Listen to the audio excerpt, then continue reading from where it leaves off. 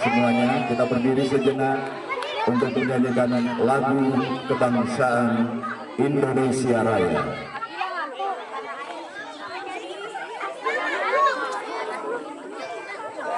Bang Iwan bisa naik panggung.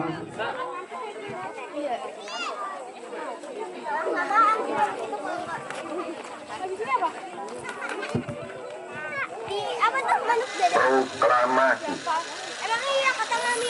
kami bangsa Indonesia dengan ini menyatakan kemerdekaan Indonesia.